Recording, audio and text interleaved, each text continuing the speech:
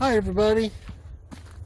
I don't know if you can see me yet very well, but um, people have kind of asked about some different places I take my devotions. So today I introduce you to the Meridosha National Wildlife. Um, and it goes down to this observation deck.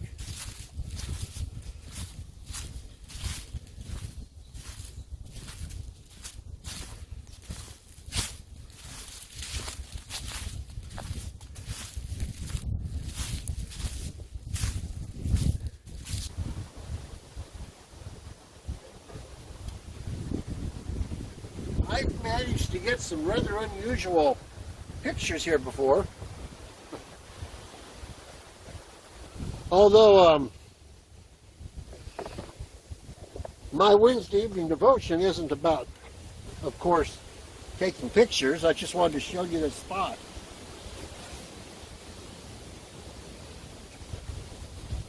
My devotion this week is going to be about respect, showing respect to others, and especially about a motorcycle trip that my son John and I took a number of years ago. I think he must have been about junior high age when we took this trip. And we went down to southern Indiana to a monastery, spent a few days, did some study in their library, came away with a new appreciation, some new ideas spiritually that have just kind of took hold of my life that I want to share with you. So I think I'll get out of this windy, kind of a cold environment here and go someplace a little bit calmer, quieter, and warmer, and tell you my story. Wow, what a difference a couple of days can make. The day before yesterday, I was out showing you one of my spots for just sitting with the camera and taking pictures and sitting in quiet. And it was chilly and cold and windy, and you could probably hear the wind blowing. And here it is today. It's in the 70s. The weather is great. And who would have believed that here we are in November, and the leaves are still on the trees. Usually at Halloween time, the trees are all gnarly and empty of leaves and dark, and all the leaves are all over the ground, and a lot of leaves have fallen, but it is just a really great week out there this week. Hope you're enjoying it. Well, I want to take some time to complete the story about my son John and I and the icons in the monastery that I started a couple of days ago. But I wanted to complete it here where it's a little warmer. So let me share with you. Okay, this story happened back when my middle son John, who lives in Phoenix now, was, I think, back in junior high. And one week we decided to take a father-son trip together, as we sometimes would do in our family. Take trips together. And so John and I got on my motorcycle, and we traveled down through southern Illinois into southern Indiana, and we spent a few days at St. Meinrad's Arch Abbey, a big monastery down there in southern Indiana. And while we were there in the monastery, we had fun. We attended some of the services, and we hiked in the woods, and we just played around and spent time in quiet and just enjoying each other. And while we were there, we stumbled upon this, the monastery's library, which was a fairly sizable library, and it had some really old manuscripts. Actually, there were some we didn't get to see that were locked up that could only be seen by appointment, where you'd have to go into a conditioned room that was, the humidity and everything was controlled, and then open it up and maybe wear gloves or something. But we were around some really old volumes. And while we were there, we began studying icons, ancient iconography. That's a strange thing for a father-son to do. I mean, it's not the same as a fishing trip or something like that, okay? But John liked art, and this was early Christian art. He had come across some of these, so we started studying them, and it was just a fantastic time. Before we left, there was, on the guest house, there was this icon, Virgin of Vladimir, just a real small icon hanging on the wall that was just, I was kind of taken with the story behind it. And John, without me knowing it, he went to the guest master and talked to him about it. And one day the guest master just took that off the wall and handed it to me as a gift before we came home. I still treasure that moment. Well, John came home with his favorite icon too. His favorite icon, of course, he's a junior high boy. It's Michael the Archangel fighting against Satan and the host of evil. And it's really quite an enlightening icon. So it was such an important icon that it became part of my lessons learned during that year. My Proverbs for Pastors. It made it into the book. So let me share with you the icon and the story. Okay, let me explain this icon to you. It's really kind of plain. There is Michael, the archangel, the captain of the heavenly host of God's army. He's holding a Christ medallion. Now, that is sort of a symbol. It may be a little dark for you to see the way the lighting in here, but he is conquering in the name of Christ. And on the end, kind of transfixed on the end of his spear, is Lucifer, the devil. Now, here's one of the things the icon teaches us. Michael, I can't pronounce Hebrew very well, but I think his name is like Michael, which means who is like the Lord. Now, Satan says, I will ascend to the heavens, I will become God. And Michael, his very name says, who can compare with God? Who is like the Lord? Michael knows who he is. Now, a lot of us as Christians, we sort of think there's a good God and there's a bad God. And the good God is God the Father and his Son, Jesus Christ. The bad God is Satan. And the good God always tries to lure us to do good things, and the bad God tries to con us into doing bad things. And whichever voice we listen to, we're going to either someday in eternity spend eternity with the good God, Jesus, or the bad God, Satan. This icon reminds us that there is no duality in Christianity. There is no God but God. Only one God. Satan is not the counterpart to God. Satan is perhaps Lucifer, the counterpart to Michael, the archangel. And probably on the losing end of the stick, we might say, in that matchup. Certainly not a match for God. Now, there's something else about this icon that became important to John and I, especially to me. Now, all this trip was in my memories. This trip was a father-son time, digging and learning something new about history and about art that was just fascinating, but that's not what made it worthy to be stuck in my Proverbs for Pastors section of my journal. Let me show you what comes next. Okay, I don't know if you can see this very well, but this is in our church, the big Bible that's on our communion table. And this is in the letter of Jude. And when I look at it, I come down here to this story in Jude, and it says here, yet,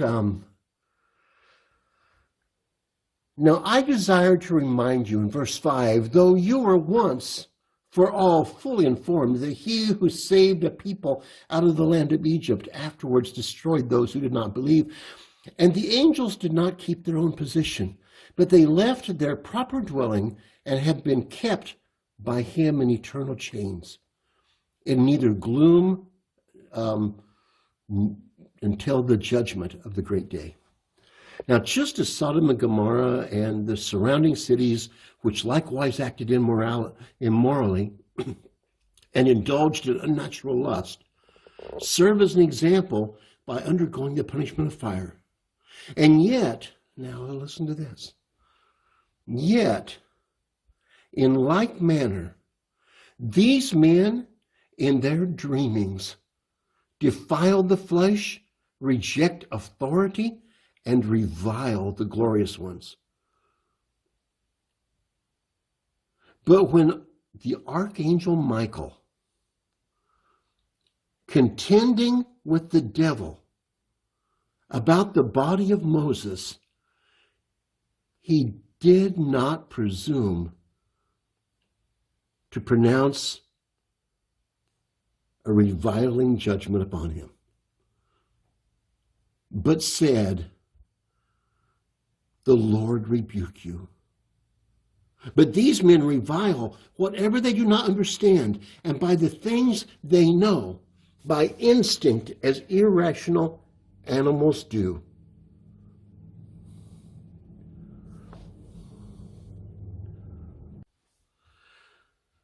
Okay, here's the part that kind of speaks to me. In this passage of Jude is saying that Michael, the captain of the Lord's host, the strong Michael, archangel, who conquered the devil, that when he's contending for the body of Moses, it uses a story from the Old Testament's times or from Jewish customs, a legend. It says, when he disputed about the body of Moses, he did not say anything reviling about Michael. He did not slander Michael, depending on the version that you read. He did not criticize Michael, but he said, "The Lord rebuke you." So why is that? I mean, Michael is shining like glory. The devil is twisted and dark and that shadowy figure on the end of his stick. Michael's got the upper hand. Why didn't he get a dig in? Because it wasn't his place. It wasn't the place of the brightest archangel, the captain of the Lord's army, to revile, to slander, to criticize, to put down, to berate the devil. That was God's place. So I wrote down to myself, Jude verse 9. There's just one chapter in that book. Jude verse 9. Next to my Proverbs for pastors. If Michael would not slander the devil, what right do I have to slander, to revile, to put down, to berate those who are made by God in the very image of God, who are loved so completely by God that Jesus Christ died for them? And who am I to pronounce judgment on them? Who am I to slander them? Who am I to rebuke them?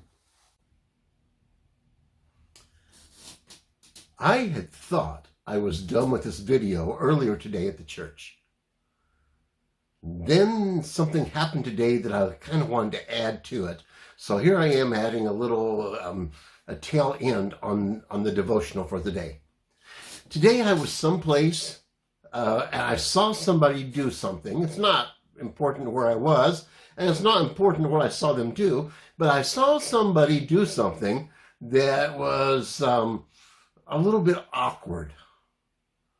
The kind of thing that kind of catches your attention. And so I was starting to drive home from wherever I had been, and the first thought that came drifting through my mind is telling Sue about where I'd been, what I was doing during the day, and what I'd just seen. And then almost immediately there was a kind of a stop in my spirit, a little catch, and I thought to myself, what good will that do if I tell Sue what I've just seen? How will that be beneficial to this other person? How will it be to their advantage if I tell anybody what I just saw? Wouldn't it make everybody think a little less of that person, or at least be a little bit of a joke and a little laugh, at the very least, a little laugh at their expense? And I thought, thinking about Michael, the archangel, and Satan that we just talked about, that wouldn't be respectful. And so I just kept it to myself. See, in the passage of Scripture that I just talked about, it really wasn't about Michael the archangel. It was about people who are sinful, sensual. It was sexual sins and other types of sins, and they just did it without regard to anyone else, and mockingly of all things that are holy, even the angels of God. And into that story, the author of Jude sticks the story about Michael and Satan, and how the archangel would not rebuke or put down or mock even Satan, the devil. It's all about respect. Sometimes people come into my office that are kind of keyed up. Things aren't going the way they want. School seems like a bit of a bureaucracy. Maybe they're a little bit upset. They think I'm not going to listen to them. It may be that this particular person that comes, for some reason or the other, they're on the margins of society. You know what I mean. I mean, they don't have power and prestige and nice house and nice clothes, and they come in not expecting to be taken seriously, and so they're already geared up for the fight. And often when I look at them with respect, when I see them as made in the image of God, when I treat them like who they really deserve to be treated like, that is, someone made in the image of God, all of that goes away pretty quickly.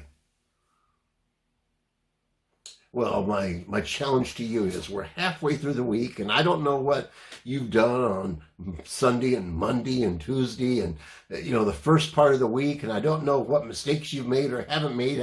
That's not important. But we're about to go into Thursday and Friday and Saturday and to wrap up the week, and you're going to bump shoulders with somebody. Well, not physically bump shoulders. We're in COVID, maybe bump fist or something, bump elbows. No, but you're going to come into contact with someone, probably more than one someone this week, that deserves your respect and might not get a lot of respect from a lot of people. And the challenge is, whether you agree with them or not, or whether you agree with their views or not, or what they're saying or what they're doing or not, the trick is to show them respect for who they are, made in the image of God. Well, while I'm saying that, I should remind you that you yourself are made in the image of God, that God loves you and sent his son for you so that you can be his child too. Well, may God watch you, guide you, guard you, carry you through the rest of this week, and may God take care of your tongue when you're around others so you show them respect. Have a good week.